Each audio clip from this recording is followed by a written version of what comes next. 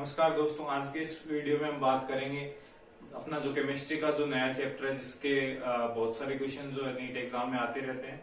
तो आज का अपना जो चैप्टर है उसका नाम है अपने पास कोऑर्डिनेशन कंपाउंड या उपसहसंयोजक यौगिक। तो आज अपन चैप्टर की बात करेंगे कोऑर्डिनेशन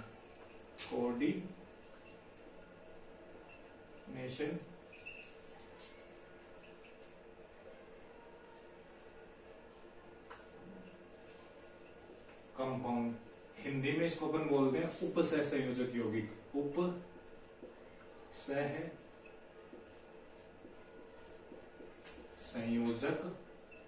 यौगिक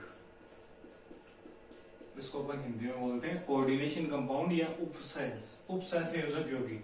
अब ये जो उपसहसंयोजक यौगिक है ये सहसंयोजक यौगिक जिसको अपन सहसंयोजक यौगिक से अलग कैसे होता है उसके अपन बात करेंगे, और कोऑर्डिनेशन कंपाउंड एक्चुअल में होता क्या है उसके अपन बात करेंगे।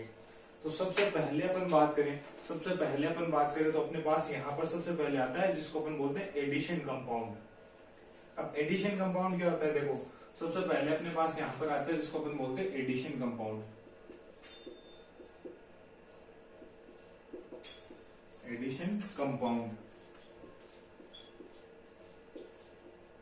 अब ये जो एडिशन कंपाउंड या इसको अपन बोलते हैं योजक यौगिक, या इसको अपन बोलते हैं क्या, योजक यौगिक। अब एडिशन कंपाउंड जो होता है वो दो तरीके का होता है। सबसे पहले अपने पास आता है जिसको अपन बोलते हैं डबल सॉल्ट।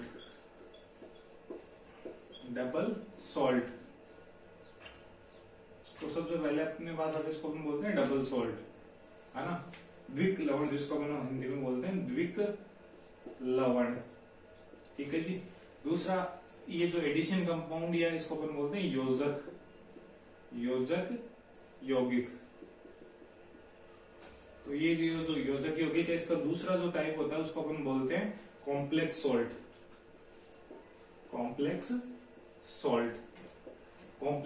को ही अपन बोलते हैं उपसहसंयोजक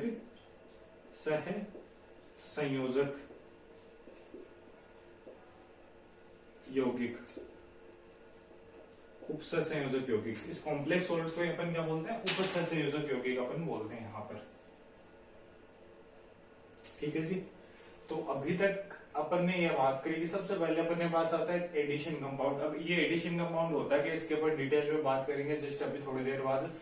तो ये जो अपना चैप्टर है उपसहसंयोजक यौगिक, इसको समझने से पहले अपन इस वाले पार्ट की बात करते हैं।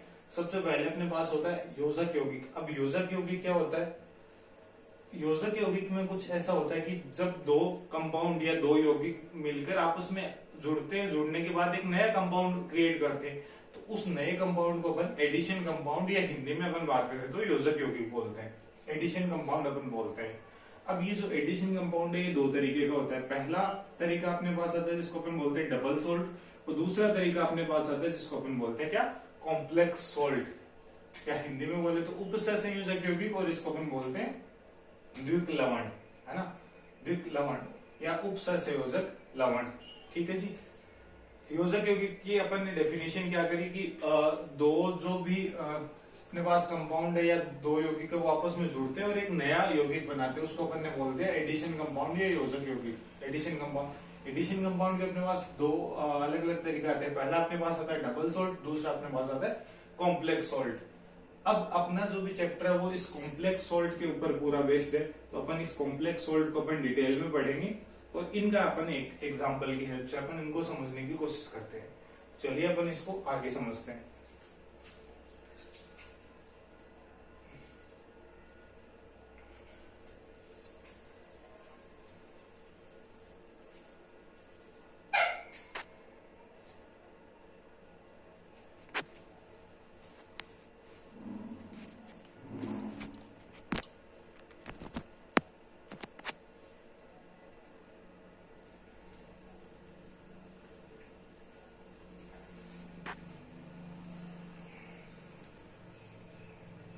तो चलिए अपन इसकी आगे बात करते हैं।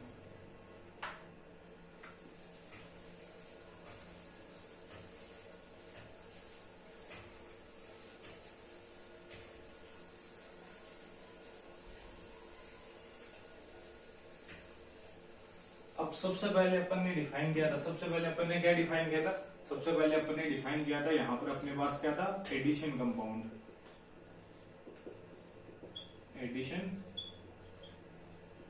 कंपाउंड, ये जो एडिशन कंपाउंड है इसको अपन ने दो तरीके से डिवाइड किया था। पहला अपन ने बात करी थी एडिशन जो कंपाउंड होता है वो होता है अपने पास डबल सोल्ट। पहला अपने पास होता है डबल सोल्ट, ठीक है जी। दूसरा अपने पास होता है जिसको अपन ने बोला था क्या, कॉम्प्लेक्स सोल्ट। Complex salt. अब ये डबल सोल्ट क्या होता है और कॉम्प्लेक्स सोल्ट क्या होता है, इसको अपन एग्जांपल की हेल्प से समझने की कोशिश करते हैं। अब डबल सोल्ट के अंदर मान लीजिए अपन ने एक एग्जांपल लेते हैं अपन। पहला डबल सोल्ट के अंदर अपन ने एग्जांपल लिया KCl प्लस अपन ने लिया MgCl2 प्लस अपन ने लिया 6H2O, ठीक है जी।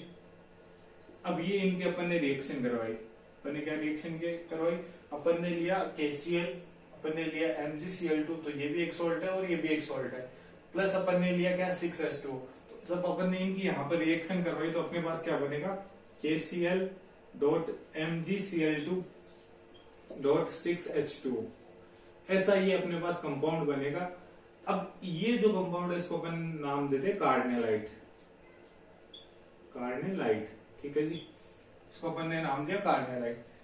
अब ये जो कंपाउंड है, अब डबल सोल्ट की जो विशेषता होती है, या डबल सोल्ट है ये कॉम्प्लेक्स सोल्ट से अलग कैसे होता है, इसको मैं थोड़ा सा आपको बताता हूँ। ये इसका एग्जांपल लिखने के बाद यहाँ पर अपन कॉम्प्लेक्स सोल्ट के एग्जांपल में अपन ने क्या लिया, Fe लिया, FeCN6।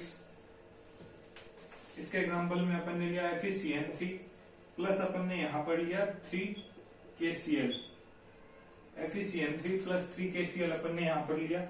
उसके बाद जब अपन ने इनकी रिएक्शन करवाई तो यहाँ पर अपने पास जो कंपाउंड बना एडिशन के बाद में वो बना अपने पास K3 FeCN3 और Cl3, ठीक है जी। ये अपने पास ये जो एडिशन होने के बाद ये अपने पास कंपाउंड बना। अब ये जो एडिशन यहाँ पर भी क्या हुआ, यहाँ पर भी इन दोनों कंपाउंड का एडिशन होकर के ये कंपाउंड बना है, यहाँ पर भी इन तीनों का एडिशन होकर के ये कंपाउंड बना है। तो ये दोनों जो है एग्जांपल है किसके, एडिशन कंपाउंड के। अब एडिशन कंपाउंड में सबसे पहले अपने पास आया क्या, डबल सोल्ट। डबल सोल्ट के अंदर ये प्रॉपर्टीज होती है कि जब ये जो फाइनल प्रोडक्ट बना अपने पास, भले ये कार्नेलाइट हो भले कोई और दूसरा प्रोडक्ट हो, जो भी ये फाइनल प्रोडक्ट बना अपने पास, जब भी अपन इस प्रोडक्ट को उठा करके वाटर में डालेंगे, जब भी अपन इस प्रोडक्ट को उठा करके पानी में या जल में एक्वस सॉल्यूशन में अपन इसको डिसॉल्व करेंगे, तो यहाँ पर जितने भी आयन अवेलेबल है, यहाँ पर जितने भी आयन अवेलेबल है, उन सारे आयनों का ये यहाँ पर जो है टेस्ट अपने को शो करेगा या अपने को टेस्ट देगा। जैसे मैंने इसको पानी में डाला तो यहाँ पर कौन कौन से आयन अवेलेबल है, K+ आयन अवेलेबल है तो K+ का टेस्ट देगा। किस किस का टेस्ट देगा, ये K+ आयन अवेलेबल है तो K+ का टेस्ट देगा। Cl- अवेलेबल है तो Cl- का भी टेस्ट देगा। Mg+2 अवेलेबल है तो Mg+2 का भी टेस्ट देगा। Cl- अपने पास हो गया। तो ये जितने भी आयनों से मिलकर के ये बना है, उन सारे आयनों का ये टेस्ट देगा। कौन सा, ये वाला जो डबल सोल्ट है वो। जबकि अपन यहाँ पर इसकी बात करें तो यहाँ पर ये जो भी कॉम्प्लेक्स सोल्ट है, यहाँ पर ये जो भी कॉम्प्लेक्स सोल्ट है, ये इस बॉक्स के अंदर जितने भी आयन अवेलेबल है, इस बॉक्स के अंदर जितने भी आयन अवेलेबल है, इस बॉक्स के अंदर वाले आयनों का टेस्ट नहीं देगा। जबकि जो बाहर वाले आयन है केवल और केवल उनका टेस्ट जो है वो देगा। कौन सा, कॉम्प्लेक्स सोल्ट। कॉम्प्लेक्स सोल्ट के अंदर जब अपन इसको उठा करके पानी के अंदर डालेंगे तो अपने पास केवल और केवल K+ आयन का जो है अपने पास टेस्ट मिलेगा।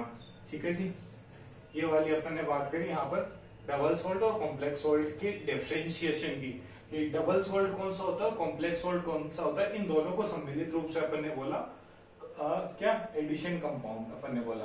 तो डबल सोल्ट के अंदर अपने पास एग्जांपल हो गया KCl MgCl2 प्लस 6H2O। तो यहाँ पर अपने पास में ना KCl.MgCl2.6H2O। जब अपन इसको उठा करके पानी के अंदर डिसोल्व करेंगे तो अपने पास K+ आयन का भी टेस्ट देगा, Cl- आयन का भी टेस्ट देगा और Mg+2 आयन का भी अपने को टेस्ट मिलेगा। जब अपन इस कॉम्प्लेक्स सोल्ट को अपना पानी के अंदर डिसोल्व करेंगे तो अपने पास FeCN3 प्लस 3KCl को अपन मिलाएंगे तो अपने को मिलेगा K3 FeCN3 और Cl3। ये अपने पास कॉम्प्लेक्स सॉल्ट बनेगा। कॉम्प्लेक्स सॉल्ट को अपन जब पानी के अंदर डिसोल्व करेंगे तो अपने पास जो K प्लस आयन है केवल और केवल उन्हीं का अपने को टेस्ट मिलेगा। इस बॉक्स के अंदर जो भी आयन अवेलेबल है वो आपस में टूटेंगे नहीं, विभक्त नहीं होंगे, तो इनका अपने को टेस्ट नहीं मिलेगा। ये थी बेसिक डेफिनेशन और बेसिक अंडरस्टैंडिंग किसके बारे में, डबल सॉल्ट और कॉम्प्लेक्स सॉल्ट के बारे में। आगे अपना जो भी चैप्टर है वो इस कॉम्प्लेक्स सॉल्ट के ऊपर ही निर्भर है, तो इसके अपन डिटेल में बात करते हैं अभी आगे।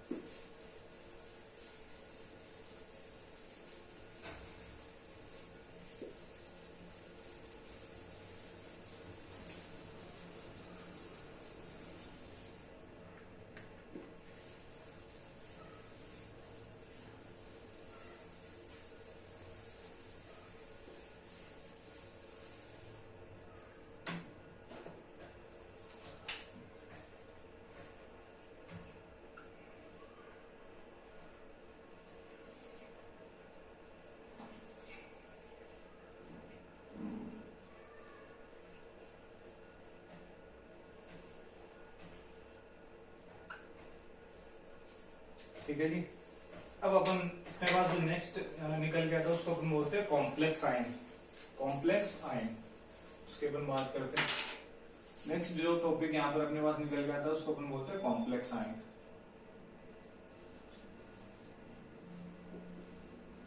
कॉम्प्लेक्स आयन, ठीक है जी। कॉम्प्लेक्स आयन के एग्जाम्पल के लिए अपने पास है यहाँ पर Fe और CN6 और यहाँ पर अपने पास चार्ज आता है होल -3, ठीक है जी। ये अपन ने एक कॉम्प्लेक्स कंपाउंड बनाया या उस कॉम्प्लेक्स कंपाउंड का कॉम्प्लेक्स आयन अपन ने बनाया। अब इसको अपन ने बनाया कैसे उसके अपन बात कर लेते हैं ना। इस कॉम्प्लेक्स कंपाउंड को अपन ने कैसे बनाया उसके अपन बात कर लेते हैं।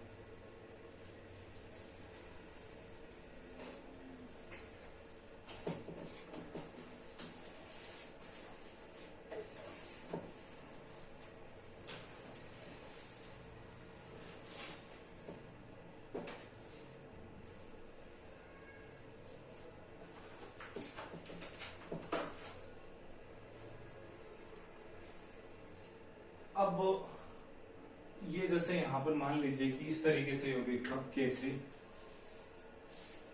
यहां पर इस तरीके से यौगिक था K3FeCN6, K3FeCN6। तो इस वाले पार्ट को, इसको अपन पूरे को क्या बोलेंगे, इसको अपन बोलेंगे कॉम्प्लेक्स कंपाउंड। कॉम्प्लेक्स कंपाउंड इस पूरे ये जो पूरे बॉक्स के अंदर पूरा यौगिक है इसको अपन बोलेंगे क्या, कॉम्प्लेक्स कंपाउंड। कॉम्प्लेक्स कंपाउंड क्यों बोलेंगे, क्योंकि यहाँ पर ये जो स्क्वायर ब्रैकेट है इसके अंदर कुछ कंपाउंड्स आ रहे हैं, कुछ तत्व आ रहे हैं, और ये जो तत्व जब अपन इसको पानी के अंदर डिसोल्व करेंगे तो यहाँ पर ये किस चीज का टेस्ट देगा, ये केवल और केवल K प्लस का जो है वो टेस्ट यहाँ पर देगा, ना ही तो ये Fe का टेस्ट देगा, Fe आयन का भी टेस्ट नहीं देगा, और ये Cn माइनस आयन का भी, Fe-3 आयन का भी टेस्ट नहीं देगा, और Cn माइनस आयन का भी ये टेस्ट नहीं देगा। तो इस तरीके के कंपाउंड को अपन ने क्या बोला कि ये है जो कॉम्प्लेक्स कंपाउंड है। अब इस कॉम्प्लेक्स कंपाउंड से अपन क्या बनाते हैं, कॉम्प्लेक्स आयन को बनाते हैं, उसके बाद अपन आगे की चर्चाएं करते हैं।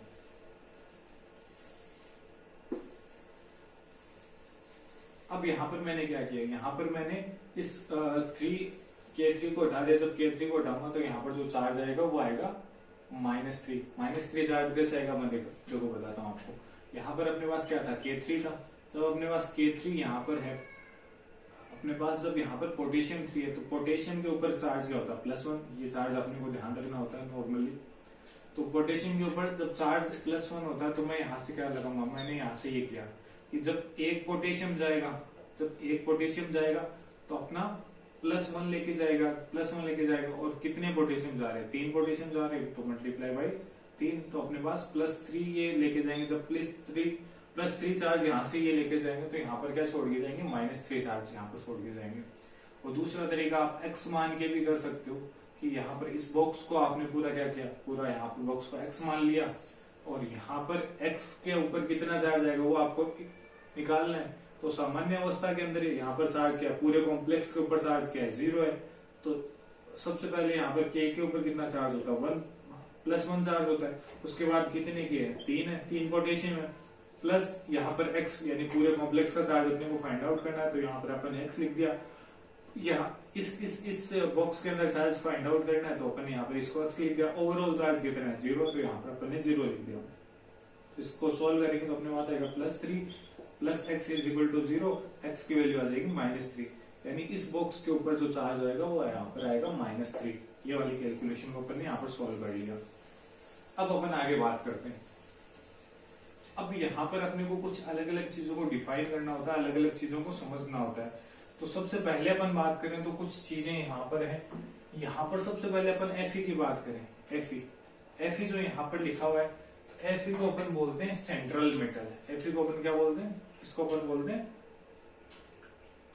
Central metal. Fe अपने पास सेंट्रल मेटल। और ये जो Cn- है इसको अपन बोलते हैं लिगेंड या लाइगेंड।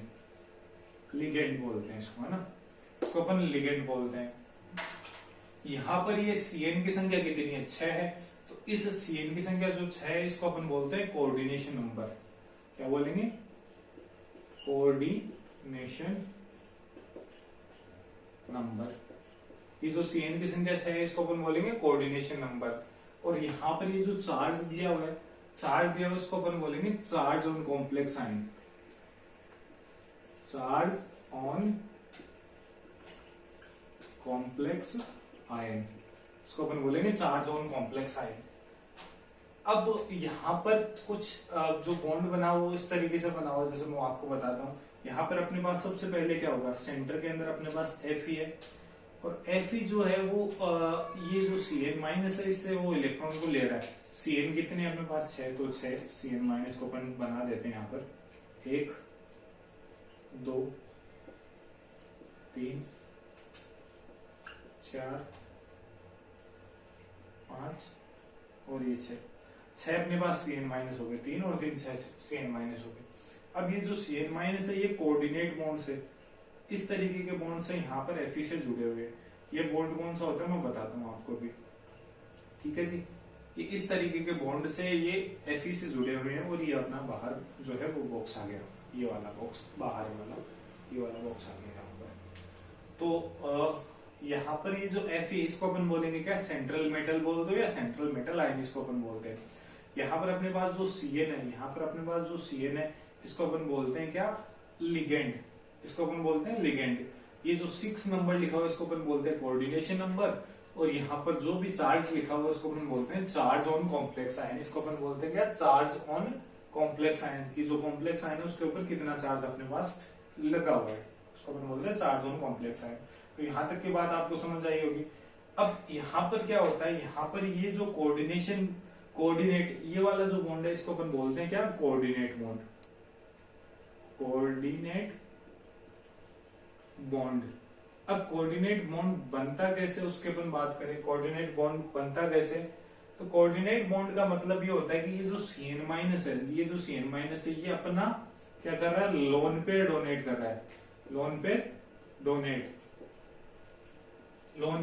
कर रहा है। लोन पेयर डोनेट किसको कर रहा है, सेंट्रल मेटल आयन। यहाँ पर Fe भी हो सकता है, यहाँ पर Mn भी हो सकता है, यहाँ पर Zn भी हो सकता है, कोई सा भी जो है वो धातु यहाँ पर हो सकता है, कोई सा भी मेटल यहाँ पर हो सकता है। कोऑर्डिनेट बॉन्ड का मतलब क्या होता है कि यहाँ पर जो भी Cn है ये डोनेट कर रहा है क्या, लोन पेयर। ये डोनेट कर रहा है क्या, लोन पेयर डोनेट कर रहा है किसको, सेंट्रल मेटल आयन को। अब कोऑर्डिनेट बॉन्ड में कुछ ऐसा भी हो सकता है कि ये लोन पेयर भी डोनेट कर रहा है, या इसको अपन मोर करेक्ट बोले तो ये क्या कर रहा है, electron pair donation. Electron pair donate कर रहा है। लोन पेयर को अपन क्या बोल सकते हैं, इलेक्ट्रॉन पेयर भी बोल सकते हैं। अब यहाँ पर ये क्या कर रहा है, लोन पेयर डोनेट कर रहा है किसको, सेंट्रल मेटल आयन को। यहां तक की बात समझ आई होगी आपको। चलिए अपन इसके आगे की चर्चाएं करते हैं।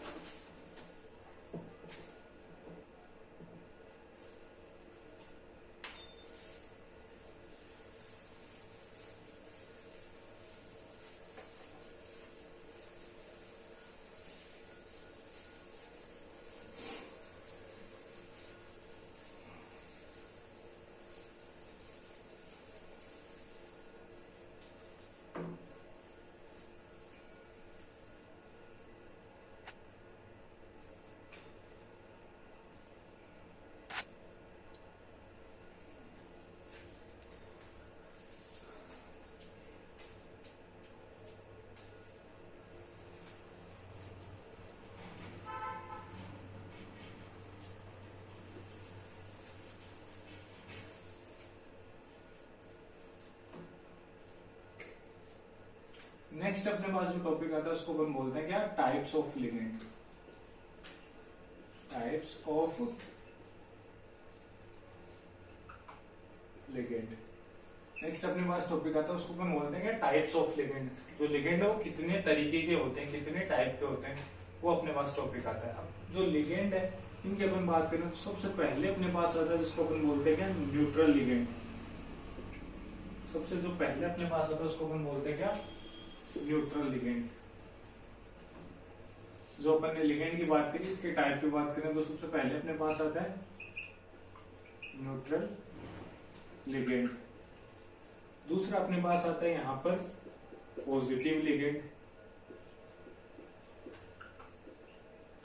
तीसरा अपने पास यहां पर आता है जिसको अपन बोलते हैं negative ligand.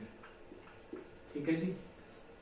Types of ligand की अपन बात करें तो सबसे पहले अपने पास आता है न्यूट्रल लिगेंड, उसके बाद आता है पॉजिटिव लिगेंड और लास्ट में आता है अपने पास नेगेटिव लिगेंड। अब न्यूट्रल लिगेंड क्या होता है, ऐसे लिगेंड्स जैसे अपन ने Cn- की बात करी तो Cn- के ऊपर क्या था, एक नेगेटिव चार्ज था तो वो नेगेटिव लिगेंड हो गया।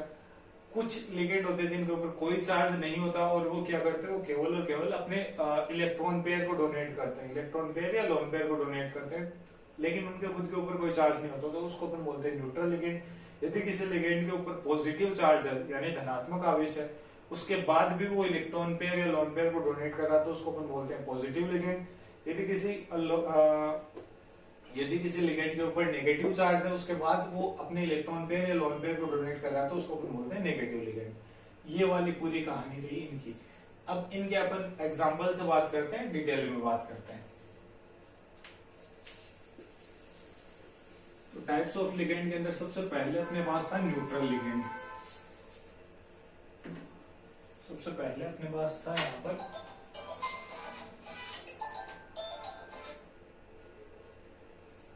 टाइप्स ऑफ लिगेंड में सबसे पहले अपने पास था जिसको अपन ने बात करी थी न्यूट्रल लिगेंड।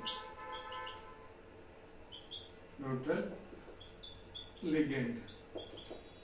अब न्यूट्रल लिगेंड वो लिगेंड होते हैं जिनके ऊपर कुछ चार्ज नहीं होता या जिनके ऊपर चार्ज नहीं पाया जाता। ये एक डेफिनेशन मैंने आपको बता दी है, एग्जांपल्स में आपको यहाँ पर लिखवा देता हूँ। एग्जांपल्स के अंदर सबसे पहले अपने पास आता है NH3 और यहाँ पर नाइट्रोजन के ऊपर जो है लोन पेयर अवेलेबल है। तो यहाँ पर अपन बात करें तो नाइट्रोजन के ऊपर कोई भी चार्ज अवेलेबल नहीं है। तो नाइट्रोजन के ऊपर कोई भी चार्ज अवेलेबल नहीं है, यहाँ पर कोई भी चार्ज अवेलेबल नहीं है, तो जो NH3 होगा वो अपने पास क्या होगा, न्यूट्रल लिगेंड होगा। ठीक है जी। सेकेंड एग्जाम्पल के अंदर अपने पास आता है H2O भी एक न्यूट्रल लिगेंड है क्योंकि यहाँ पर ऑक्सीजन के पास दो लोन पेयर है जिनको ये डोनेट कर सकता है कोऑर्डिनेट बॉन्ड बनाने के लिए। और यहाँ पर अपने पास क्या है, यहाँ पर अपने पास H2O के पास कोई भी चार्ज अवेलेबल नहीं है तो इसको अपन न्यूट्रल लिगेंड बोलेंगे।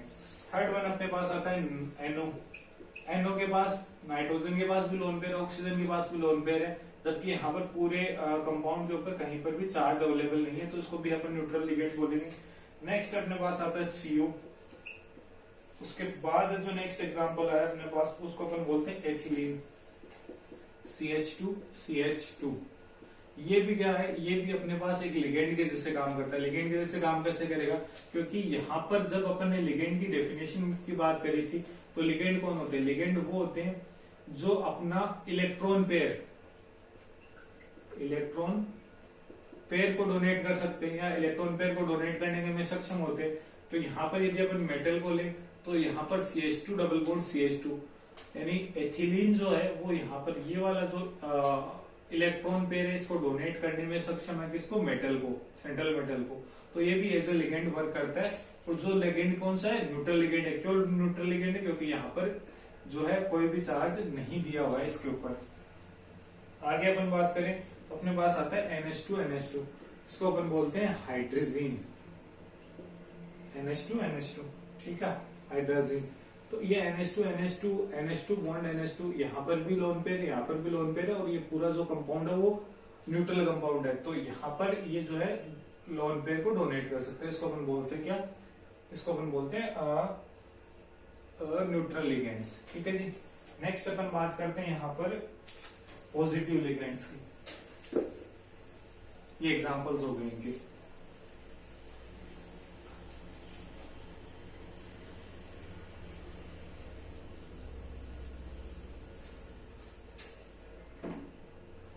नेक्स्ट अपन बात करते हैं किसकी, पॉजिटिव लिगेंड्स की।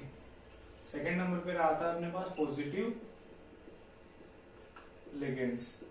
पॉजिटिव लिगेंड्स के अंदर क्या होता है, पॉजिटिव लिगेंड्स के अंदर ऐसे स्पीसीज जिनके अंदर खुद के अंदर धनात्मक आवेश हो, उसके बाद भी वो इलेक्ट्रॉन पेयर या लोन पेयर को डोनेट करे, तो उसको अपन बोलते हैं पॉजिटिव लिगेंड्स।